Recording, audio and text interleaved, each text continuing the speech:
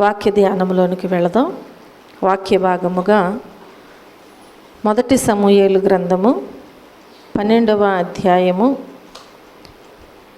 23వ వచనాన్ని మనం ధ్యానం చేసుకుందాం. మన అంశం ఏంటంటే ప్రార్థించకపోతే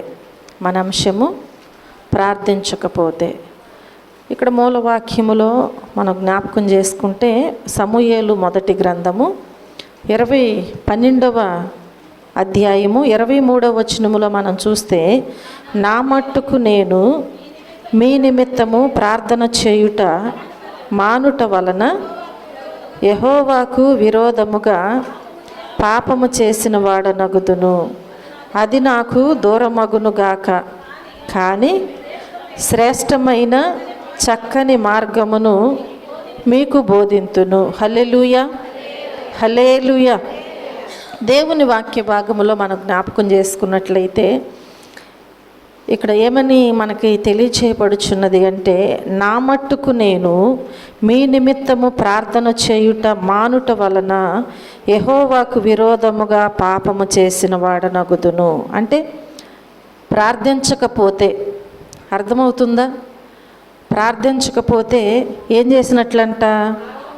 యెహోవాకు విరోధముగా పాపము చేసిన వాడనగుదును అని చెప్పి ఇక్కడ భక్తుడు శ్రేష్టమైనటువంటి మాట మనకు తెలియచేస్తున్నారు. చూడండి, కొన్ని విషయాలు మనము ప్రార్థించకపోతే ఏం జరుగుతుంది అనేది కొన్ని విషయాలు ఈరోజు మనం జ్ఞాపకం చేసుకుందాం. మొదటగా మనం చూస్తే, ప్రార్థించకపోతే పాపము చేసిన వాడనగుదును అని ఇక్కడ మనకు తెలియచేయబడుచున్నది. ప్రార్థన చేయకపోతే ఏం జరుగుద్దంట? ప్రార్థన చేయకపోతే ఏం వస్తుందంట? పాపం వస్తుందంట. ప్రార్థించకపోతే పాపము అనేది ఇక్కడ 23వ వచనములో మనం చూస్తూ ఉంటున్నాం. చూడండి, ఉదాహరణకు ఈ సమూయేలు ఇశ్రాయేలు సమాజముతో తెలియచేస్తున్నటువంటి మాటలు, వారి కొరకు ప్రార్థించిన విధానము ఈ అధ్యాయములో మనకి స్పష్టంగా తెలియచేయబడుచున్నది. వారి విషయంలో ఆయన దేవుని దగ్గర ప్రార్థన చేశారు కాబట్టి దేవుడు వారికి విజయమును అనుగ్రహించారు. అవునా? దేవుడు వారికి విజయాన్ని ఇచ్చి ఉన్నారు. అలాగే మనం చూస్తే 19వ వచనం నుంచి మనం జ్ఞాపకం చేసుకుంటే, సమూయేలు ఎట్లనిరి, రాజును నియమించుమని మేము అడుగుట చేత మా పాపములన్నిటినీ మించిన కీడు మేము చేసితిమి, కాబట్టి మేము మరణము కాకుండా నీ దాసులమైన మా కొరకు నీ దేవుడైన యెహోవాను ప్రార్థించుము అని ఎవరు తెలియజేస్తున్నారు? సమూయేలుతో అక్కడ ఉన్నటువంటి ఇశ్రాయేలు జనులందరూ కూడా తెలియజేస్తూ ఉంటున్నారు. ఏమని? రాజును నియమించుమని మేము అడుగుట చేత మా పాపములన్నిటినీ మించిన కీడు మేము చేసాం, కాబట్టి మేము మరణము కాకుండా నీ దాసులమైన మా కొరకు నీ దేవుడైన యెహోవాను ఏం చేయాలంట? సమూయేలును కోరుకుంటున్నారు, వేడుకుంటున్నారు, ప్రార్థన చేయయ్యా, మేము ఆ పాపమును బట్టి ఆ కీడు మా మీదికి రాకుండా ఉండాలి అంటే నీవు మా కోసం దేవుని దగ్గర ప్రార్థన చేయాలి. అంతటా సమూయేలు జనులతో ఎట్లా, నేను భయపడకుడి, మీరు ఈ కీడు చేసిన మాట నిజమే, అయినను యెహోవాను విసర్జింపకుండా ఆయనను అనుసరించుచు పూర్ణ హృదయముతో ఆయనను సేవించుడి. వారితో ఈ విషయాలు తెలియజేస్తున్నాడు సమూయేలు. భయపడవద్దు, మీకు రాబోచున్నటువంటి కీడు విషయంలో మీరు భయపడటానికి వీల్లేదు. నిజమే, మీరు కీడు చేశారు, ఆ మాట నిజమే, కానీ మీరు మాత్రం భయపడవద్దు. ఎందుకంటే దేవుణ్ణి మీరు విసర్జించకుండా ఆయనను అనుసరించండి. మీరు పాపము చేసిన మాట నిజమే, కీడు వస్తుందన్న మాట నిజమే, కానీ దేవుని దగ్గర మీరేం చేయాలి, ఎలా జీవించాలి అని తెలియజేస్తున్నాడు. ఆయనను అనుసరించుచు మీరు నడవండి, ఆయనను విసర్జింపకుండా జీవించండి, పూర్ణ హృదయముతో దేవునిని మీరు సేవించండి. అంటే నేను ప్రార్థన చేస్తాను నిజమే, కానీ మీ పాపము విషయములో మీరేం చేయాలి? ప్రార్థన చేయాలి. అంటే ప్రార్థన చేయకపోతే ఏమొస్తుందని ఇక్కడ తెలియజేయబడుచున్నది? పాపం వస్తుందంట. ఇప్పుడు మనం ప్రార్థన చేయకపోతే ఏమొస్తుంది మనకి? అర్థమవుతుందా? పాపం వస్తుందంట. పాపం అంటే ఏదో చేస్తే పాపం వస్తుందని మనం అనుకుంటున్నాం. కానీ బైబిల్ ఏమని సెలవిస్తుంది? ప్రార్థన చేయకపోతే పాపం వస్తుందంట. కాబట్టి ప్రియమైన దేవుని బిడ్డలారా, వారితో దేవుని మాట ఈ సమూయేలు ఏమని తెలియజేస్తున్నారు అంటే, పూర్ణ హృదయంతో మీరు ఆయనను అనుసరిస్తూ ఆయనను సేవించండి, దేవుణ్ణి ఎన్నడూ కూడా మీరు విసర్జింపకుండా ఉండండి అని తెలియజేస్తూ, ఆయనను విసర్జింపకుడి, ఆయనను విసర్జింపు వారు ప్రయోజనము మాలినమై రక్షింపలేని మాయా స్వరూపములను అనుసరించుదురు. హల్లెలూయా. మీరు ఆయనను విసర్జించవద్దు. ఒకవేళ ఆయనను విసర్జించినట్లయితే విసర్జింపు వారు ఎలాంటి వారుగా ఉంటారంట? ప్రయోజనము మాలినవై రక్షింపలేని, అంటే వారు ఏం చేయలేరంట? రక్షింపలేరు, అవి ప్రయోజనమైనవి కూడా కానే కావంట. అలాంటి మాయా స్వరూపములను మీరు అనుసరిస్తారు కనుక ఏం చేయాలంట? నిజముగా అవి మాయే అని తెలుసుకోవాలి. మాయ లాంటి వాటికి మీరు రక్షింపలేని వాటిని విసర్జించకుండా దేవునిని విసర్జించటానికి వీలేదు. ఒకవేళ మీరు వాటికి ప్రార్థించినా కానీ అవి మాయయే కనుక వాటి వలన మీరు రక్షింపబడలేరు. రక్షింపనీయిస్తున్నటువంటి దేవునికి మీరు ప్రార్థన చేయండి. మీకు రానయ్యున్న కీడు నుంచి తొలగించే దేవునికి మీరు ప్రార్థన చేయండి. ఆయనను విసర్జించకుండా పూర్ణమైన హృదయముతో మీరు దేవుణ్ణి సేవించి దేవుని సన్నిధిలో మీరు ప్రార్థన చేయండి. యెహోవా మిమ్మును తనకు జనముగా చేసుకొనుటకు ఇష్టము కలిగి ఉన్నాడు. హల్లెలూయా. ఆయన యొద్దకు వచ్చిన వారిని ఆయన ఎంత మాత్రము కూడా త్రోసివేసే దేవుడు కాదు. మన పాపములను మనము ఆయన ఎదుట ఒప్పుకున్నట్లయితే ఆయన ఏం చేస్తారంట? తప్పకుండా క్షమించే దేవుడు. కనుక ప్రియమైన దేవుని బిడ్డలారా, దేవుని వాక్యములో సమూయేలు భక్తుడు ఏమని తెలియజేస్తున్నారంటే, యెహోవా మిమ్మును తనకు జనముగా చేసుకోవటానికి ఇష్టము కలిగి ఉన్నాడు. కాబట్టి తన ఘనమైన నామము నిమిత్తము తన జనులను ఆయన ఎంత మాత్రము కూడా విడనాడే దేవుడు కాదు. కనుక నా మట్టుకు నేను మీ నిమిత్తము ప్రార్థన చేయుట మానను అంటున్నాడు. నా మట్టుకు నేను మీ నిమిత్తము దేవుని దగ్గర ప్రార్థన చేయుట ఎంత మాత్రము కూడా నేను మానను. ఒకవేళ నేను మానినట్లయితే ఏమంటున్నాడు? ప్రార్థన చేయుట మానుట వలన యెహోవాకు విరోధముగా పాపము చేసిన వాడనగుదును. హల్లెలూయా. ఆ నిబంధన మనకు కూడా ఉన్నట్లయితే మన పాపాలు ఎప్పటికప్పుడు ఏమవుతాయి? క్షమించబడతాయి, పోగుపడకుండా. అవునా? కాబట్టి మనము మన పాపముల విషయంలో ఎల్లప్పుడూ కూడా ఏం చేయాలంటే దేవుని దగ్గర ప్రార్థన చేసుకుంటూనే ఉండాలి. పాపము లేని వారు ఎవరూ లేరు, నీతిమంతులు ఎవరూ లేరు. కాబట్టి ప్రతి విషయంలో కూడా మనం ఏం చేయాలి? ఒకవేళ దేవుడు నాకేం చేశాడన్నా పాపమే. అందుకని దేవుణ్ణి మనం ఏం చేయకూడదంట? విసర్జించకూడదంట. శ్రమ వచ్చిందని, కష్టం వచ్చిందని, ఆర్థిక పరిస్థితులు వచ్చినాయని, లేదంటే ఒకవేళ నీ శరీరానికి బలహీనత వచ్చిందని, నీ కుటుంబంలో నీవు అనుకున్నది నీకు జరగలేదని, ఇలా చిన్న చిన్న విషయాలలో నీవు దేవునికి విరోధముగా మాట్లాడటం కానీ జీవించటము కానీ చేయటానికి వీల్లేదు. అలాగని చెప్పి నువ్వు ప్రార్థన మానివేసినట్లయితే నీ పాపం మరెక్కువైపోతుంది.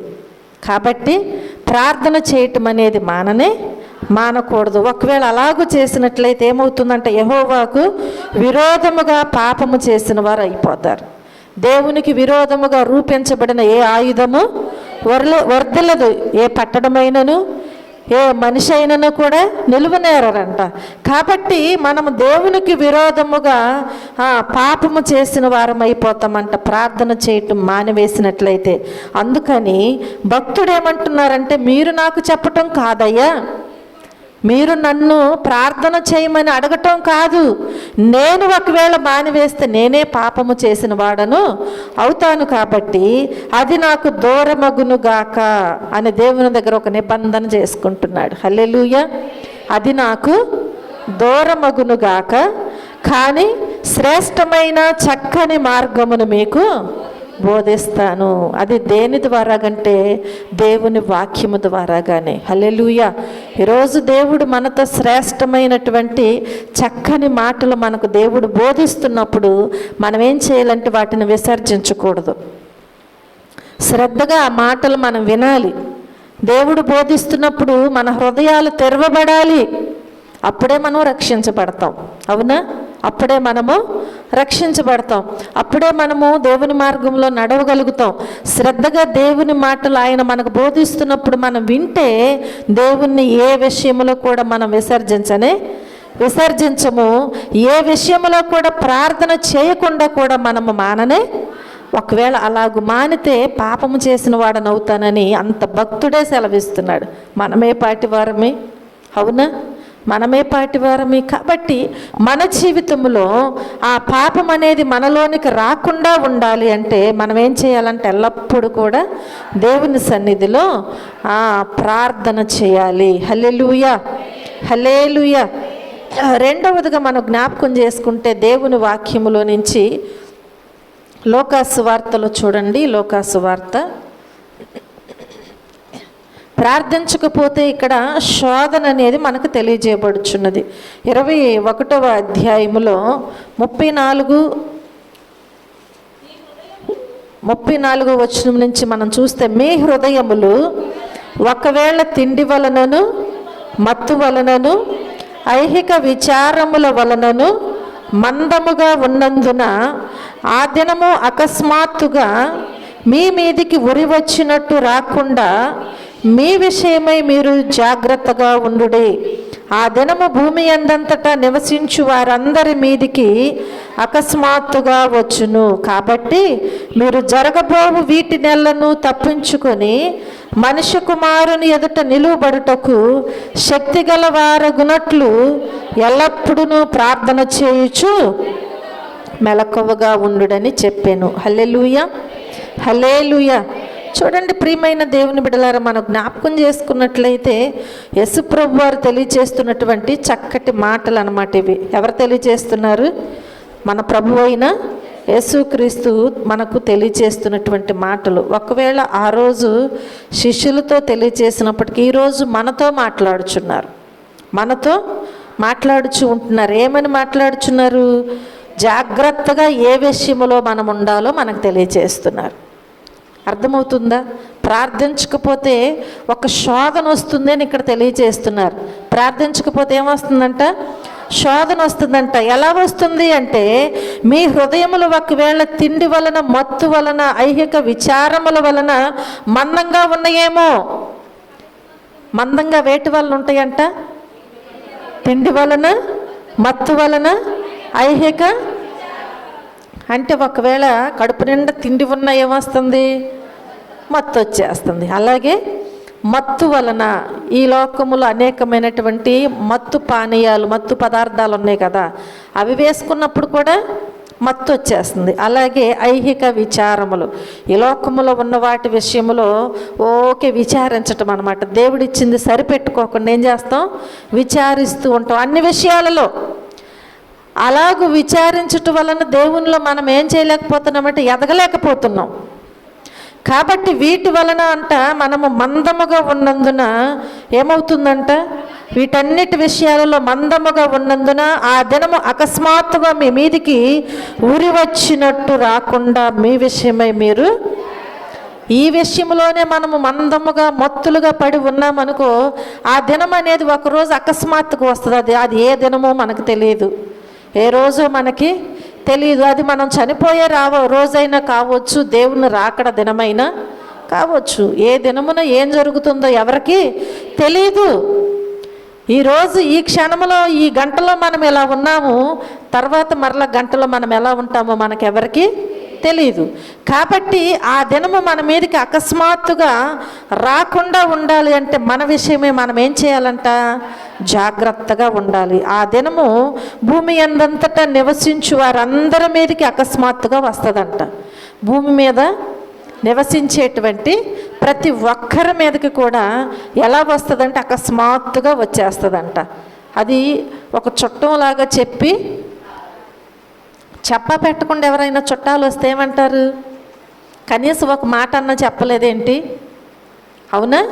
ఒక్క మాట అయినా చెప్పలేదేంటి వస్తున్నట్లుగా అని అడుగుతూ ఉంటారు. కాబట్టి ఆ దినము కూడానంట ఎలా వస్తుందంటే అకస్మాత్తుగా మన మీదికి వచ్చేస్తంట. కాబట్టి మీరు జరగబోవు వీటి నెలను తప్పించుకొని మనుష్య కుమారుని ఎదుట నిలువబడుటకు శక్తి గలవారొగనట్లు దేవుని ఎదుట ఆ దినము మన మీదకి అకస్మాత్తుగా వస్తుంది. కాబట్టి ఆ దినము వరకు ఒకవేళ ఈ భూమి మీద మనం బ్రతుకున్నామనుకో, దేవుని ఎదుట ఏం చేయాలి? నిలబడాలి కదా. నిలబడాలంటే ఏముండాలంట? ఈరోజు బాగా బలహీనం అయిపోయింది, నిలబడలేని పరిస్థితిలో ఉన్న మనిషిని తీసుకొచ్చి నువ్వు 1 గంట నిలబడు అంటే నిలబడలేరు కదా. అలాగే ఒకవేళ ఈ లోకములో దేవుని శక్తి లేకుండా కూడా మనం నిలబడలేమంట దేవుని ఎదుట. ఆ విషయంలో మన ప్రభు ఏమని తెలియజేస్తున్నారు అంటే, ఆ దినము భూమి మీదకి అకస్మాత్తుగా వచ్చినప్పుడు ఒకవేళ మనము బ్రతికి ఉన్నట్లయితే దేవుని ఎదుట మనము నిలబడాలంటే శక్తి గలవారుగా ఉండాలి. ఎలా ఉండాలి? శక్తి కలిగినటువంటి వారుగా ఉండాలి. శక్తి అంటే శరీరమైనటువంటి శక్తి కాదు, దేవుడు వాడుకునే ఒక పాత్రగా నువ్వు నిలబడాలి. ఎంతసేపు ఈ లోకములో తినుము త్రాగుము సుఖించుమని మందముగా మత్తులుగా ఐహిక విచారములతో ఈ లోకములో జీవిస్తూ అలాగే నీకు జీవితం అంతా గడుపుతూ ఉంటే అకస్మాత్తుగా దేవుడు వచ్చినప్పుడు నిలబడాలంటే నువ్వు ఇప్పటి వరకు వాడబడిన పాత్రవు కదా, తుప్పు పట్టేసిన పాత్రవే, పనికిరాని పాత్రవైపోయావు. ఎలా నిలబడతావు వచ్చి? అర్థమవుతుందా? సరిగ్గా రెడీ అవ్వకోకుండా ఒక ఫంక్షన్కి వెళ్ళి అక్కడ అందరి ఎదుట నిలబడాలంటే నువ్వు నిలబడగలవా? ఫోటోకి నిలబడమంటే నిలబడగలవా? లేదు కదా. కాబట్టి దేవుని యొక్క పాత్రగా నువ్వు ఎంచబడి జీవిస్తున్నట్లయితేనే నీవు తప్పకుండా దేవుని ఎదుట నిలబడగలుగుతావు. అలా కాకుండా నేను బాగానే వాడబడుతున్నానులే నిన్ను నీవు అనుకున్నట్లయితే ఎంత మాత్రమో కూడా ఉపయోగం లేదు. కనుక ప్రియమైన దేవుని బిడ్డలారా, ఒకవేళ మనము దేవుని పాత్రగా వాడబడుతూ చనిపోయినా సరే ఆ దేవుని ఎదుట మరలా మనము నిలబడగలుగుతాం. ఈ లోకములో దేవుడు వచ్చేంతవరకు అలాగ మనం వాడబడుతూ నిలబడిన దేవుని ఎదుట నిలబడటానికి అవకాశం ఉంటుందంట. కనుక దేవుని వాక్యం ఏమంటుంది అంటే, మనుష్య కుమారుని ఎదుట నిలువబడుటకు శక్తి గలవారగునట్లు మీరు ఏం చేయాలంటే ఈ లోకములో రాబోచున్నటువంటి ఉగ్రత నుంచి తప్పించబడాలి అన్నా, ఆ శోధన నుంచి తప్పించబడాలి అన్నా ఎల్లప్పుడూ కూడా ప్రార్థన చేయుచు మెలకువగా ఉండాలి. ఎల్లప్పుడూ కూడా ఏ ఉగ్రత ఏ రోజు ఉరివలే మన మీదకి వస్తుందో, ఆ దినము ఏ రోజు వస్తుందో మనకు తెలియదు. కాబట్టి మనం ఏం చేయాలంట? మెలకువగా ఉండి దేవుని దగ్గర ప్రార్థన దేనికోసం చేయాలి? అకస్మాత్తుగా వచ్చేటువంటి ఆ శోధన నుంచి తప్పించబడటానికి ప్రార్థన చేయాలి. హల్లెలూయా, హల్లెలూయా. అలాగే మనం జ్ఞాపకం చేసుకున్నట్లయితే దేవుని వాక్యములో మనం చూసినట్లయితే ప్రార్థించకపోతే రక్షణ అనేదే లేదు. ప్రార్థించకపోతే రక్షణ అనేది లేదు. చూడండి 22వ అధ్యాయములో మనం చూసినట్లయితే 42వ వచనములో మనం జ్ఞాపకం చేసుకుంటే 22వ అధ్యాయము 42వ వచనములో చూస్తే, తండ్రి ఈ గిన్నె నా యొద్ద నుంచి తొలగించుటకు నీ చిత్తమైతే తొలగించుము, అయినను నా ఇష్టము కాదు నీ చిత్తమే సిద్ధించునుగాక అని ప్రార్థించెను. హల్లెలూయా. ఎక్కడ ప్రార్థన చేశారు? ఇది గెత్సేమనే తోటలో యేసయ్య ప్రార్థన చేస్తూ ఉంటున్నారు. హల్లెలూయా. చూడండి ప్రియమైన దేవుని బిడ్డలారా, ప్రార్థించకపోతే ఏమి లేదనమాట, రక్షణ అనేది లేదు. కాబట్టి ఈ వాక్య భాగములో మనం చూసినట్లయితే ఈ 22వ అధ్యాయము 42వ వచనములో యేసు ప్రభు వారు ఆ కొండకు వెళ్ళారు. ఆ కొండకు వెళ్ళిన తరువాత దేవుని దగ్గర ప్రార్థన చేస్తూ ఉంటున్నారు. ఏమని ప్రార్థన చేస్తున్నారంటే, శిష్యులని అక్కడ ఆపి మీరు శోధనలో ప్రవేశించకుండా ఉండినట్లుగా మీరు మెలకువగా ఉండి ప్రార్థన చేయండి అని చెప్పి, ఆయన మాత్రం అంట వారి యొద్ద నుంచి రాతివేత దూరము వెళ్ళి మోకాళ్ళ మీద ఉండి దేవుని దగ్గర ప్రార్థన ఆయన తండ్రికి ఆయనను అప్పగించుకుంటూ ప్రార్థన చేస్తున్నారు. ఎందుకంటే ఆయనకు రక్షణ ఎక్కడ ఉంది అంటే తండ్రి దగ్గర మాత్రమే. అర్థమవుతుందా? ఆయనకు రక్షణ ఎక్కడుంది? ఈ లోకములో ఎవరి దగ్గర కూడా ఆయనకు రక్షణ లేదు కాబట్టి ఎవరి దగ్గర దొరుకుతుంది? ఆయన తండ్రి దగ్గర దొరుకుతుంది. కనుక ఆ తండ్రికి, రక్షించేటువంటి, కాపాడేటువంటి తండ్రికి తనను తాను అప్పగించుకుంటూ ప్రార్థన చేస్తున్నారు. తండ్రి, ఈ గిన్నె నా యొద్ద నుంచి తొలగించటానికి ఒకవేళ మీ చిత్తమైతేనే, హల్లెలూయా, ఒకవేళ నీ చిత్తమైతే తొలగించు ప్రభువా, అయినను నా ఇష్టము కాదు. ఏంటంట? నీ చిత్తమే నా పట్ల మీరు సిద్ధించుండయ్యా అని చెప్పి దేవుని దగ్గర ప్రార్థించినట్లుగా మనం చూస్తూ ఉంటున్నాం. ఈ ప్రార్థన మరల మత్తయి సువార్తలో కూడా ప్రార్థన చేశారు. ఎక్కడ చేశారు? మత్తయి సువార్త 26వ అధ్యాయంలో కూడా ఇదే ప్రార్థన దేవుని దగ్గర చేసినట్లుగా మనం చూస్తూ ఉంటున్నాం. హల్లెలూయా.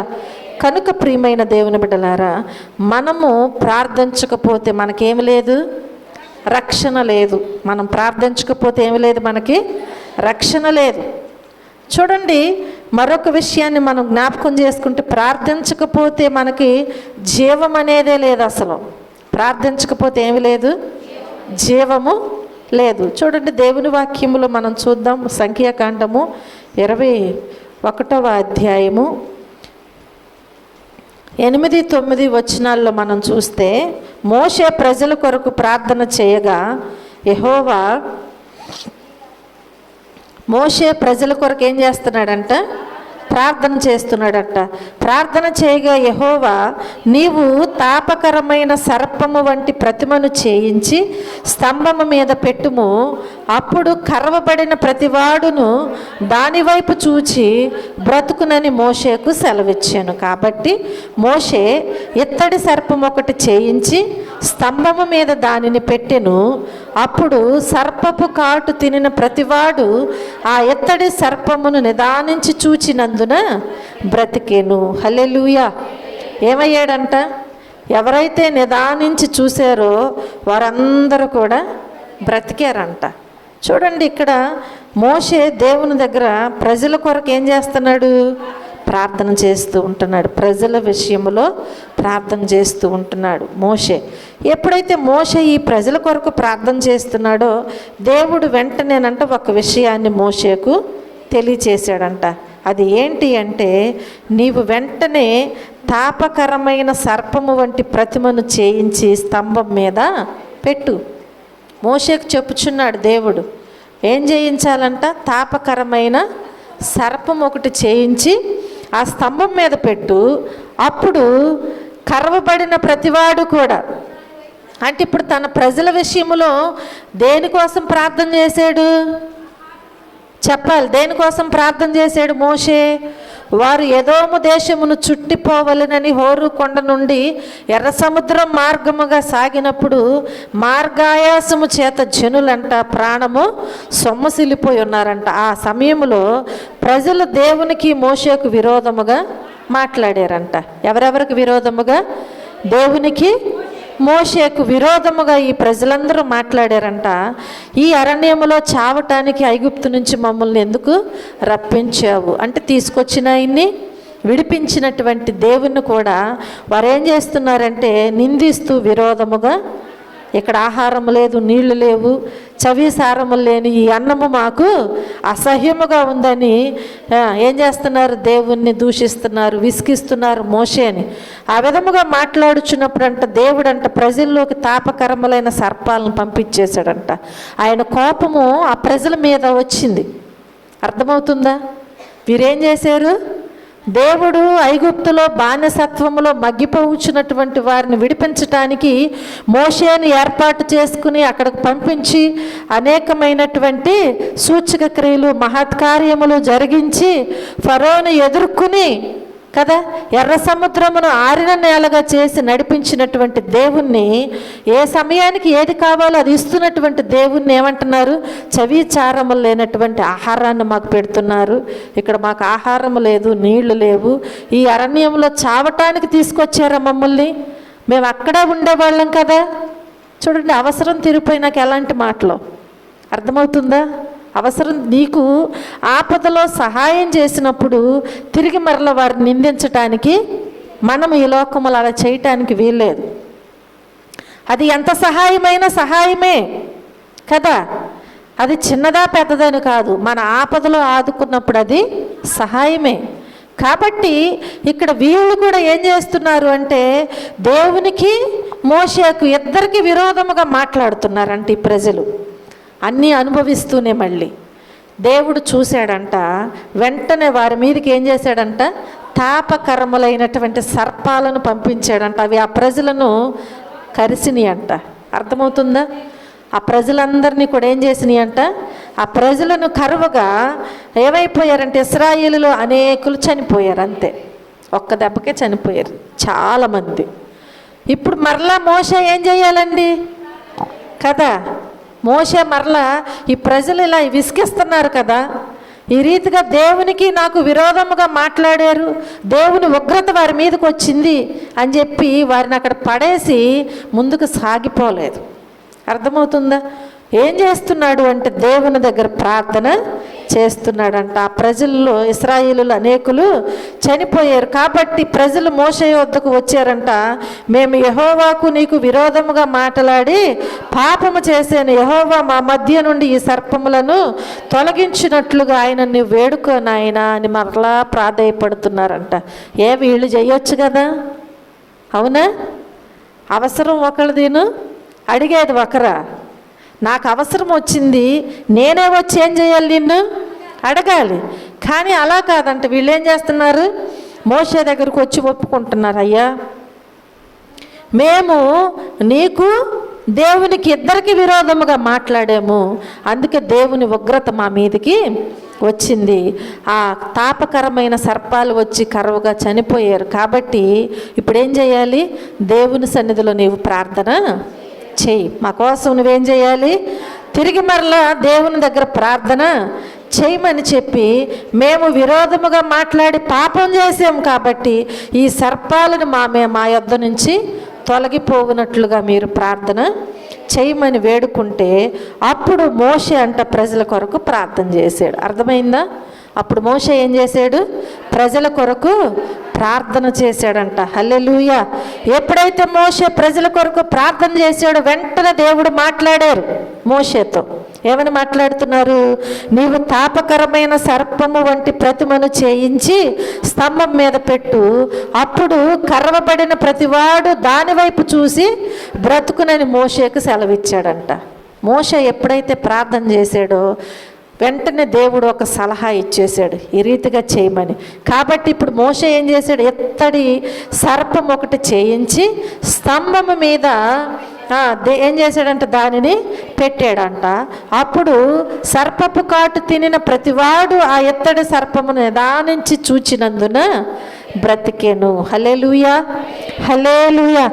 ఇప్పుడు ప్రార్థించకపోతే ఏముండేది కాదు, వారికి చెప్పాలి, ఏముండేది కాదు, జీవము లేదు. అర్థమైందా? ప్రార్థించకపోతే ఏమి లేదు, జీవం అనేదే లేదు. అంటే చనిపోయిన వారు జీవము లేని వారే కదా.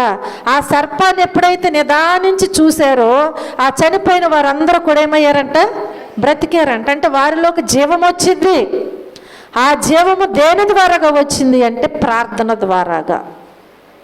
ఈరోజు ఒకవేళ జీవించుచున్నామన్న పేరు మాత్రమే, ఒకవేళ దేవునికి విరోధముగా సేవకులకు విరోధముగా మాట్లాడి చనిపోయిన స్థితిలో మనం ఉన్నట్లయితే ఏం చేయాలి, దేవుని దగ్గర ప్రార్థన చేయాలి.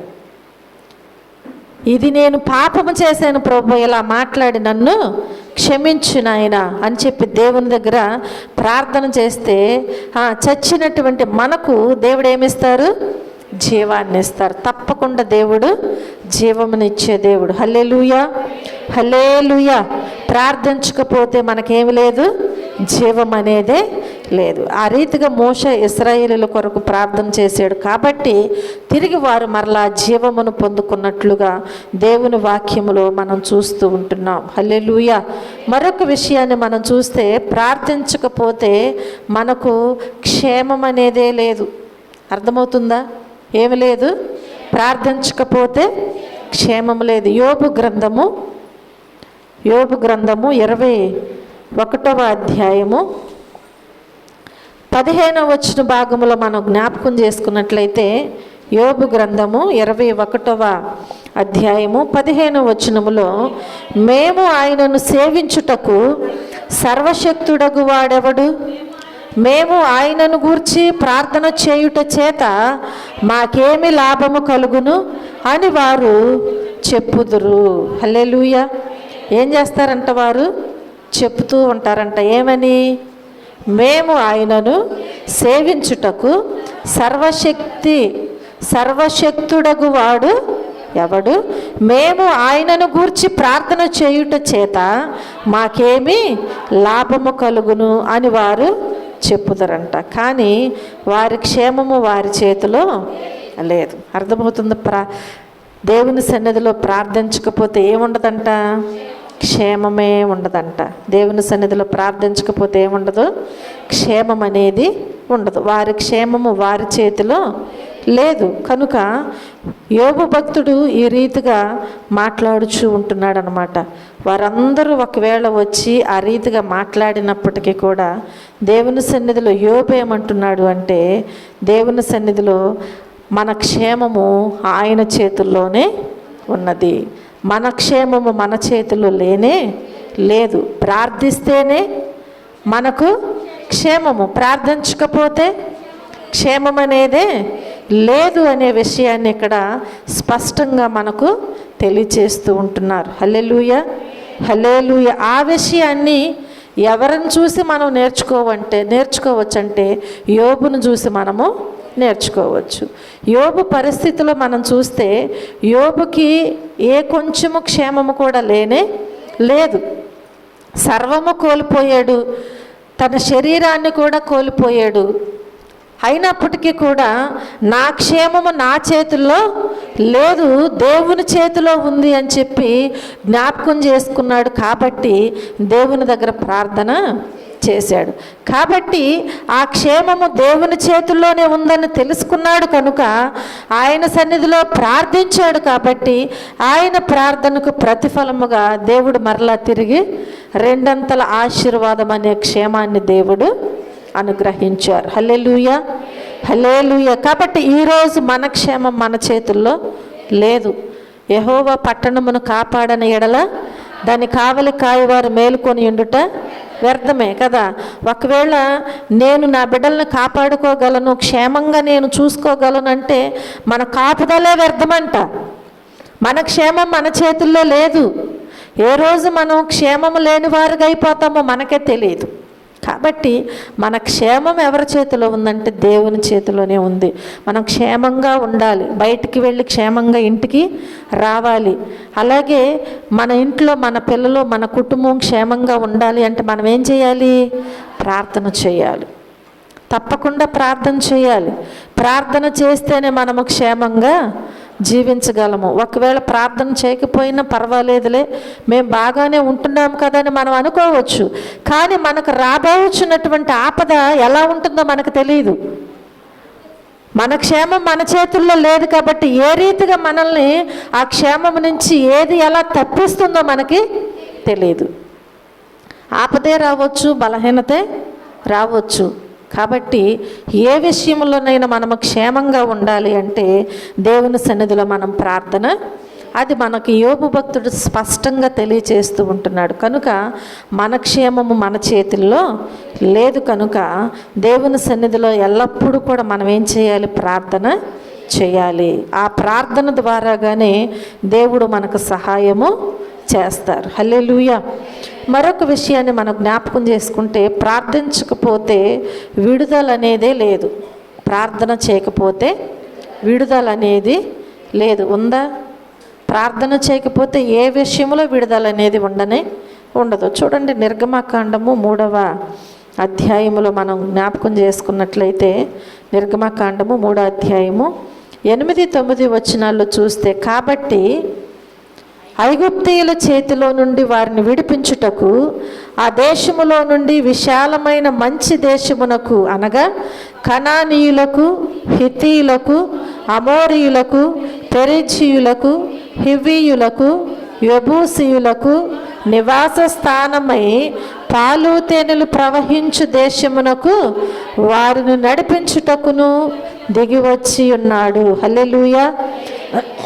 అలాగే మనం చూస్తే ఇశ్రాయేలీల మొర నిజముగా నా యొద్దకు చేరినది, ఐగుప్తీయులు వారిని పెట్టుచున్న హింస చూచితిని అని సెలవిస్తుంది దేవుని వాక్యము.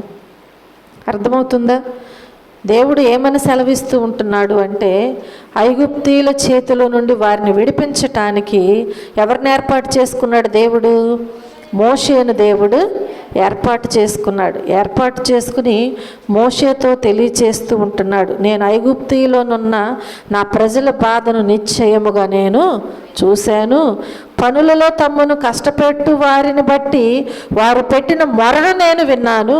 కనుక వారి దుఃఖములు నాకు తెలిసే ఉన్నవి కాబట్టి ఐగుప్తీయుల చేతిలో నుండి వారిని విడిపించటానికి ఆ దేశములో నుండి విశాలమైన మంచి దేశానికి. అర్థమవుతుందా?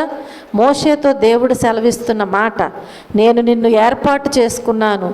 ఎందుకు అంటే నా ప్రజలు అక్కడ ఉండి చేయుచున్నటువంటి బాధను నేను చూశాను, వారి బాధను నిశ్చయముగా నేను చూశాను. అలాగే వారి మొరను నేను విన్నాను, వారి దుఃఖములు నాకు తెలిసే ఉన్నవి. కనుక అక్కడి నుంచి వారిని విడిపించి ఏం చేయాలంటే ఐగుప్తీయుల చేతిలో నుంచి విడిపించి ఆ దేశములో నుండి విశాలమైన మంచి దేశానికి, అనగా ఎలాంటి దేశాలంట? కనానీయులకు, హిత్తీయులకు, అమోరీయులకు, పెరిజీయులకు, హివ్వీయులకు, యెబూసీయులకు నివాస స్థానమై పాలు తేనెలు ప్రవహించు దేశమునకు వారిని నడిపించుటకును దిగివచ్చి ఉన్నాను. హల్లెలూయా. ఈరోజు ఒకవేళ నీవు ఏదైనా శ్రమలో ఉన్నావంటే నువ్వు ప్రార్థన చేయి, దేవుని దగ్గర మొరపెట్టు. వారు ఐగుప్తు దేశములో బాధలో ఉండి వారు ఏం చేస్తున్నారంట? దేవునికి మొరపెట్టారంట, దుఃఖపడుతున్నారంట, ఏడుస్తూ దేవుని దగ్గర ప్రార్థన చేశారు. కాబట్టి వారి బాధను చూశాడు, వారి ప్రార్థన విన్నారు, అలాగే వారి దుఃఖమును కూడా దేవుడు చూసి ఉన్నారు. హల్లెలూయా. కాబట్టి ఇప్పుడు దేవుడంట ఆ ఇరుకు మార్గం అంటే ఆ బాధలో నుంచి, కష్టములో నుంచి వారిని విడిపించి విశాలమైన మంచి దేశాలకి, ఏ దేశం అంటే పాలు తేనెలు ప్రవహించే దేశాన్ని ఇవ్వటానికి ఇష్టపడ్డాడు. మన దేవుడు కూడా ఈ లోకములో మనం బ్రతికినంతకాలం ఎన్నో బాధలు, శోధనలతో కదా, ఆటుపోట్లతో బ్రతుకుతూ ఉంటాం. కానీ దేవుని పాత్రగా మనం వాడబడి చనిపోయిన తర్వాత అక్కడికి వెళ్ళినాక బాధపడటం అనేది దేవుని చిత్తము కాదు. అర్థమవుతుందా? అక్కడికి వెళ్ళిన తర్వాత ఆయనతో కూడా ఉండాలని మన కొరకు దేవుడు ఒక శ్రేష్టమైనటువంటి పరలోక దేశాన్ని, స్థిరమైనటువంటి దేశాన్ని మన కొరకు స్థాపించి ఉంచారు. హల్లెలూయా. ఇక్కడ నుంచి విడిపించి దేవుడు మనల్ని ఎక్కడికి తీసుకెళ్ళాలని? మంచి దేశానికి, విశాలమైన మంచి దేశానికి. ఇక్కడ మనం ఇరుకింట్లో ఉండొచ్చు, ఇబ్బందుల్లో ఉండొచ్చు, మురికిలో ఉండొచ్చు, కానీ మన బాధను, మన వేదనను, మనకున్నటువంటి దుఃఖమును చూస్తున్నటువంటి దేవుడు, దేవునితో నీవు నీతిగా యథార్థముగా జీవిస్తూ ఆయన పాత్రగా వాడబడినట్లయితే నీ ప్రార్థన, నీ వేదన, నీ బాధ కదా, నీకు కలిగిన సమస్తాన్ని ఆయన చూస్తున్నటువంటి దేవుడు నిన్ను పరలోకములో నిలవబెట్టడానికి ఆయన సిద్ధ మనసు కలిగి ఉన్నాడు. హల్లెలూయా.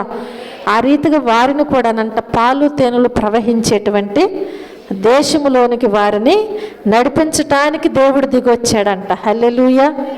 నిన్ను తీసుకెళ్ళటానికి కూడా ఆ దినమున దేవుడు వస్తాడంట. దేవుడు ఏం చేస్తాడు? పరలోక రాజ్యానికి తీసుకువెళ్ళటానికి వస్తారు. ఆయన ఎదుట మనము ఎలా నిలబడాలి? ఆయన కొరకు వాడబడేటువంటి పాత్రలుగా మనము నిలబడాలి. హల్లెలూయా. ఆ రీతిగా వారిని దేవుడు దిగివచ్చి తీసుకువెళ్ళటానికి సిద్ధపరిస్తే ఇశ్రాయేలీల మొర నిజముగా నా యొద్దకు చేరింది, ఐగుప్తీయులు వారిని పెట్టుచున్నటువంటి హింసను నేను చూశాను అని చెప్పి మోషేకు దేవుడు తెలియచేస్తూ ఉంటున్నారు. హల్లెలూయా. ఆ రోజు నిజంగా వారు ప్రార్థించకపోతే వారికి ఏముండేది కాదు? విడుదల అనేది ఉండేది కాదు. నిజముగా వారు ఆ రోజు ప్రార్థించకపోతే వారికి ఐగుప్తులో నుంచి విడుదల లేదు. వారు ప్రార్థించారు, మొరపెట్టుకున్నారు, దుఃఖపడ్డారు కాబట్టి దేవుడు వారిని ఆ రీతిగా విడిపించి ఉన్నారు. ఇశ్రాయేలీయులు ఐగుప్తు నుంచి విడుదల పొంది చక్కగా వారు దేవుడిస్తున్న ఆశీర్వాదాలతో ముందుకి సాగి ఉన్నారు. హల్లెలూయా. వారు నడుస్తున్నప్పుడంట వారికి దేవుడు మార్గముగా ఉన్నారంట. వారు అన్ని సంవత్సరాలు ప్రయాణం చేస్తున్న వారి వస్త్రాలు మాసిపోలేదు, వారి చెప్పులు అరిగిపోలేదు. దేవుడు ఎలాంటి ఆహారాన్ని ఇచ్చారు? దేవదూతలు భుజించేటువంటి ఆహారాన్ని దేవుడు వారికి ఇచ్చి ఉన్నారు. హల్లెలూయా. బండలో నుంచి జీవజలాన్ని వారికి ఇచ్చి ఉన్నారు. హల్లెలూయా. వారికి రాత్రి పగలు కూడా ఆయన తోడుగా ఉండి అగ్నిస్తంభముగా మేఘస్తంభముగా వారిని కాపాడుతూనే ఉన్నారు. హల్లెలూయా. ఈ రీతిగా వారిని విడిపించి దేవుడు వారికి సహాయం చేశారు అంటే కారణం ఏంటి అంటే వారి ప్రార్థన.